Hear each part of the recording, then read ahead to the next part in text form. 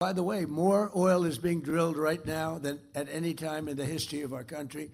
We're doing double. Think of this. We're doing double Saudi Arabia and Russia combined. Double Saudi Arabia and Russia combined. Nobody knows that.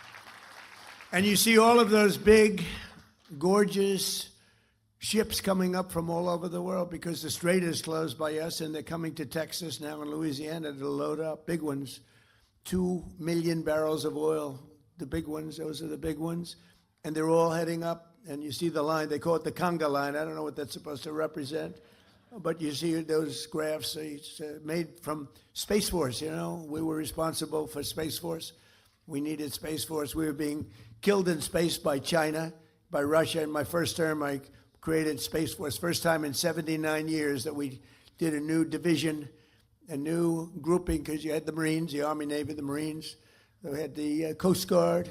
We have all of the different branches of government, the Air Force, and they thought the Air Force and the Space Force would stay together, but the Air Force wants the Air Force. They're not going to give, and space is so important now, and we did Space Force, and all of those things, many of those things that you're saying is because of Space Force, and now Space Force we were losing badly in space to Russia and China militarily.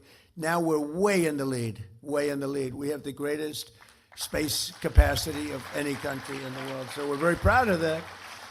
We need it. We need it for protection because it's a nasty world out there. We need it for protection. So we're very proud of Space Force, but they, among other things, they give you beautiful satellite pictures of what's happening in the world. And when you look at the Hormuz Strait and you see all of those ships, all of those people and ships, they want to get out or they want to get in. They're all over the place. They're like little ants, right? They look like a little anthill. And hundreds and hundreds of ships. And we have a Navy that is unbelievable. We put up, it's a blockade. It's a blockade. And you saw the other day where a massive tanker, this was bigger than 2 million barrels, a massive tanker was trying to run it, and the young captain of the ship from Annapolis, these guys are like central casting. You could put him in. I'd say something about Tom Cruise. I was going to say better looking than Tom Cruise and taller, but I'm not going to do that because he's a friend of mine. I can't do that.